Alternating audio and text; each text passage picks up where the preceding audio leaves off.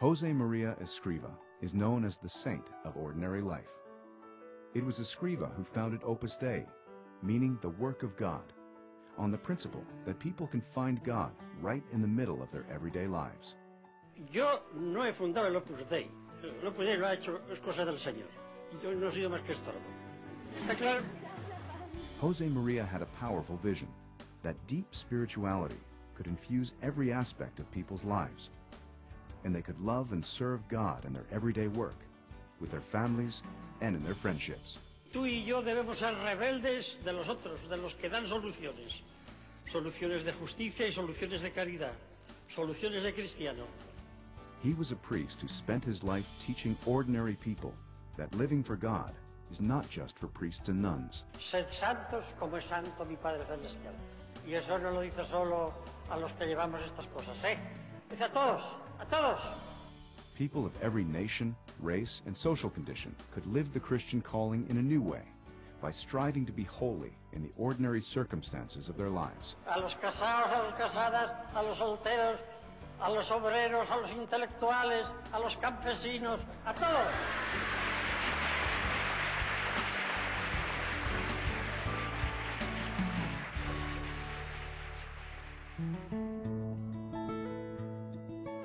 Josepmaria Escrivà's openness to the will of God began at an early age. Born into a devoutly Catholic family, Josepmaria would recite all his life the prayers his mother taught him. He suffered many hardships as a child. His 3 younger sisters died. His father's business collapsed, and the family had to move to another city where they struggled to get by. When he was 15, he began to sense that God had a special mission for him. He had dreamed of being an architect, but instead became a priest to be ready for whatever God was asking, praying fervently, "Lord, let me see what you want."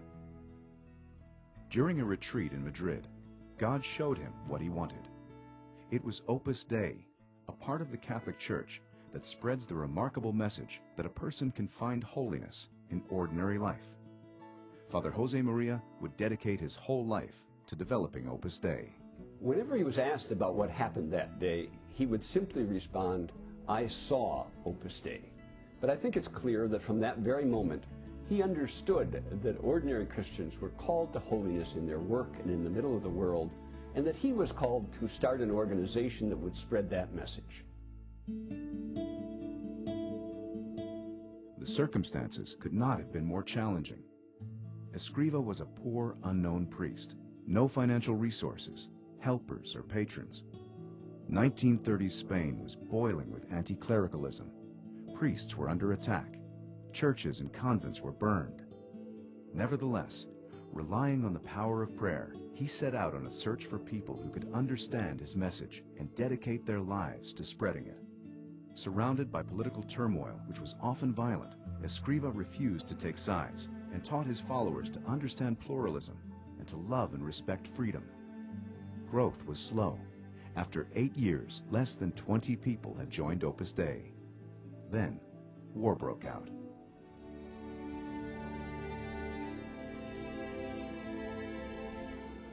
The Spanish Civil War brought even fiercer religious persecution. Thousands of priests and nuns were murdered.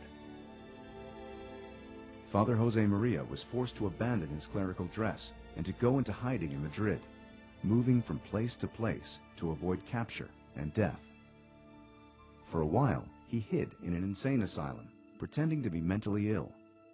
Later, he and a few members of Opus Dei found refuge in the consulate of Honduras, where they lived in a single room. During this time, he still ministered to many people, at times risking his life to do so. This was a time of great danger for all priests, but Father Josepmaria felt he could not simply sit out the war in hiding, unable to carry out his priestly activities or work at the development of Opus Dei. So he decided to try to escape to the nationalist zone where religious activities were permitted. In the fall of 1937, Escrivà traveled incognito to Barcelona, and from there joined a group of smugglers for a series of dangerous night marches through the Pyrenees Mountains into Andorra. For the remainder of the war, he struggled to re-establish contact with the members and friends of Opus Dei. The Civil War left Spain destroyed. A few months later, the Nazis invaded Poland, beginning the Second World War that devastated Europe. Spain remained neutral, but suffered scarcity of food and extreme hardship. Despite the difficult conditions, Father Josemaria immediately resumed his activities in Madrid, and Opus Dei began to grow rapidly. It spread to other Spanish cities, and in 1944, 3 lay members, all engineers, became the first priests of Opus Dei. From the beginning, Escrivà had seen that Opus Dei would be for all people and for all time. In 1946, he traveled to Rome to seek Vatican approval, so that international expansion could begin. He would live there for the rest of his life. By the mid-1970s, Opus Dei would be flourishing in over 30 countries on 6 continents. Father Josemaria wanted to personally teach members from all the new countries, so he oversaw the building of a large complex in Rome, where young members could gather and study Christian doctrine, and then return to their countries to spread it, along with the message of Opus Dei. He really threw himself into this battle of formation, as he called it. He spent hours and hours talking with his sons and daughters, and the optimism and confidence with which he did it was truly inspiring. Beginning in 1970, Father Josemaria made long catechetical trips where he would meet with large groups of Opus Dei members and their friends to strengthen them in their Christian faith. Es la santificación del trabajo, es decir, a cada cristiano, cualquiera que sea su oficio, que allí donde está puede y debe ser un buen hijo de Dios.